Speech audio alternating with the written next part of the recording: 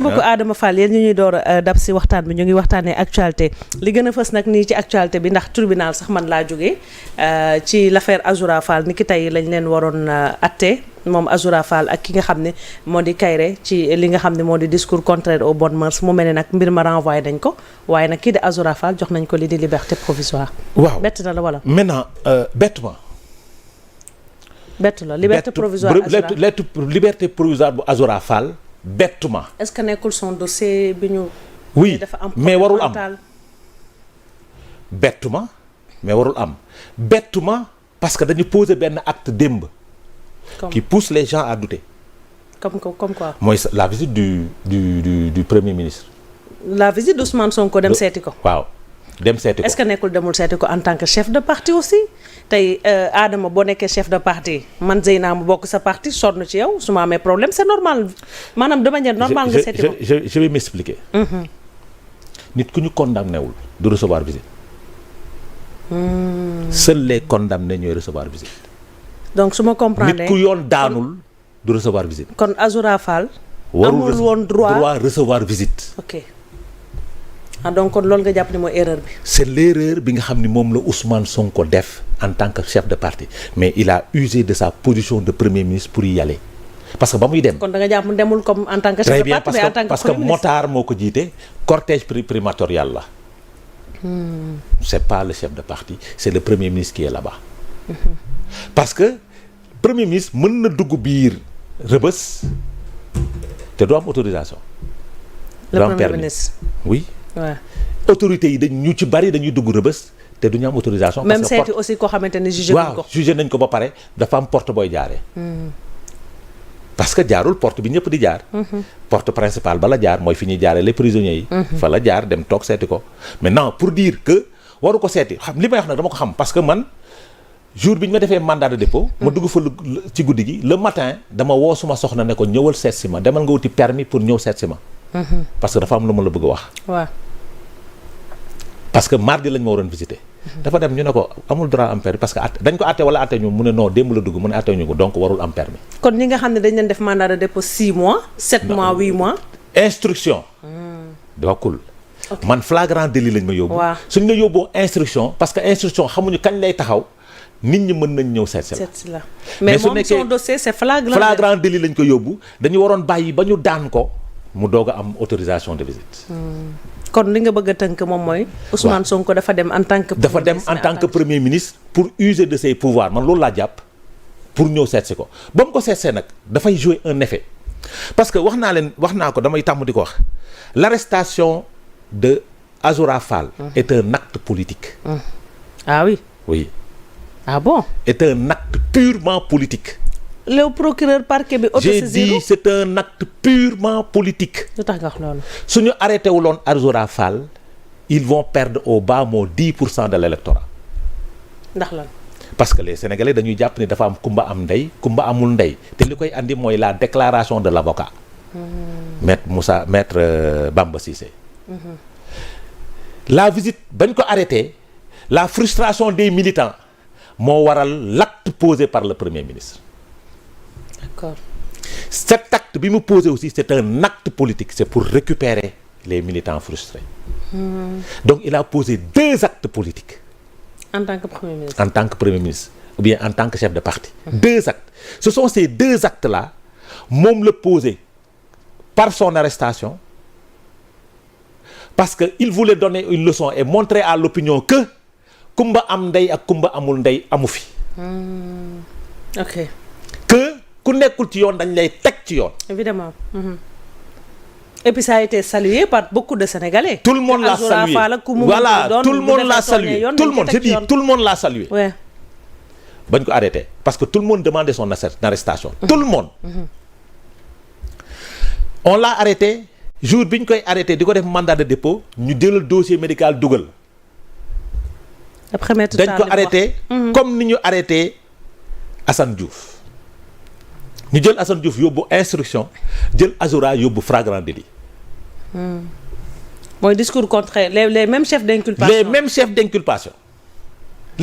chefs d'inculpation ñu jël kii yóbbu instruction parce que c'est au parquet de choisir fan la yóbbu détenu bi ki ñu le mise en cause.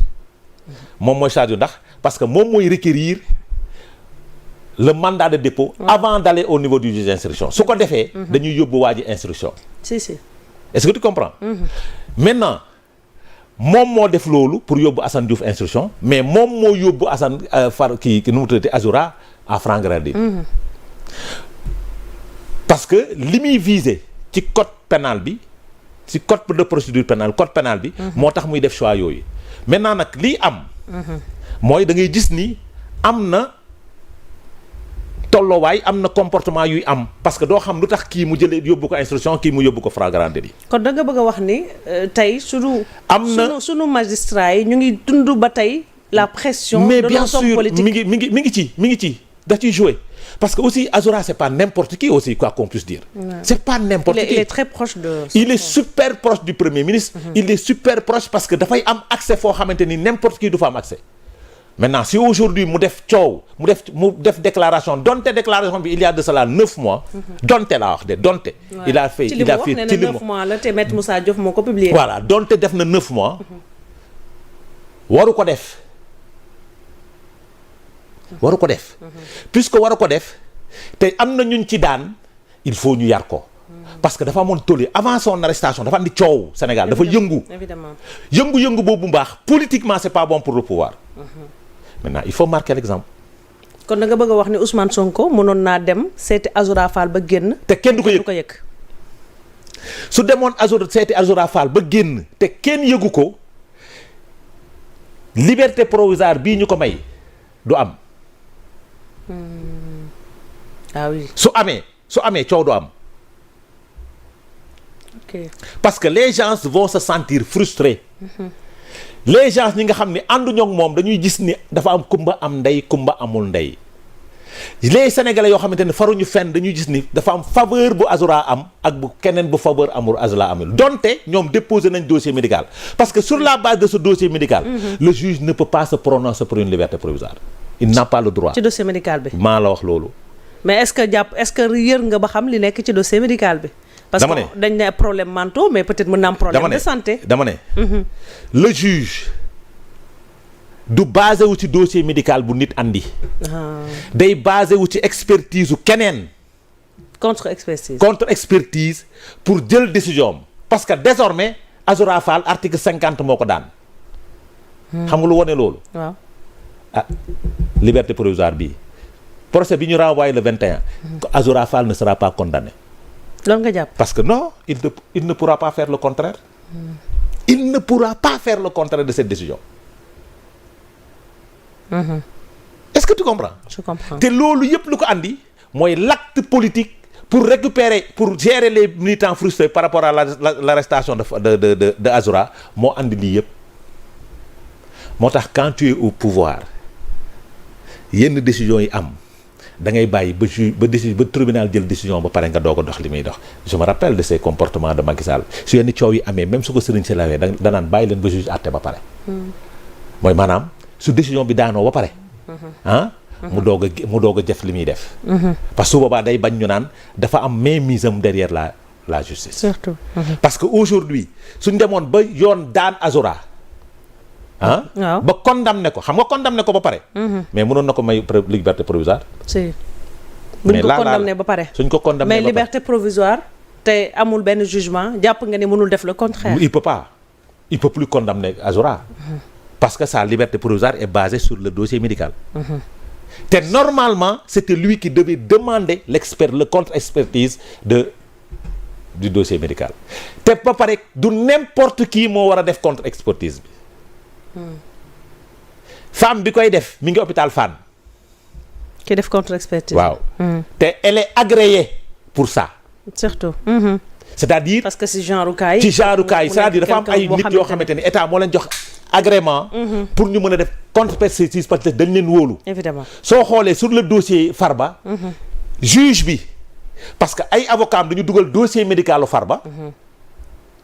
gis nga vice de forme bi ay avocats dañu dugal dossier médical bu Farba. maintenant pour juge bi mën a gëm dossier médical bu Farba dafa dem demande ji contre-expertise. dem seeti beneen docteur pour mu def contre-expertise bi juge bi noonu la waroon def mais juge bi amul sañ-sañ def ko xam nga tax. ci li ma jàpp. le Premier ministre était allé le voir. La pression politique. loolu mooy limitu déplacement d'Ousmane Sonko vers Azoura Fall dafay andi limite. en gros lan la ñu mën a jàngat sur ce dossier ban jàngat la ñu mën a war a ciy jàngat parce que gis naa ni yéen actuellement yéen a ngi amal ab frustration wax ni. c'est-à-dire ni ñu traité Abdou Nguer traité très bien c'est-à-dire da ngay gis ni ñu traité Assane Diouf par rapport à ce cas bokkul. ni ñu traité Abdou Nguer bokkul ni ñu traité keneen ak keneen. bokkul ni ñu traité Farba Ngom bokkul ni ñu traité Lat Diop bokkul contrairement ak ni ñuy traité neneen c'est-à-dire rupture bi ñu doon jaay askanu Sénégal démb ak barka démb ne lii daf fi war a jeex on voit que toujours y a la mainmise du politique dans la justice te lu ko xam nga lu andi loolu la présence du président de la République et du ministre de la justice au niveau du conseil supérieur de la magistrature. te dañ ne woon dañ ko fay dindi. ci réforme yi ñu defoon très bien loolu dong moo tax. perception la mainmise de l'exécutif dans le judiciaire su loolu amoon le parquet du def mandat de dépôt yu bari parce que su boobaa le parquet du recevoir ordre ministère de la justice parce que le parquet dépend du ministère de la justice et perception bi nit ñi am di jàpp ni dañuy defloo procureur dañ koy waxloo nit ñi duñ ko am parce que su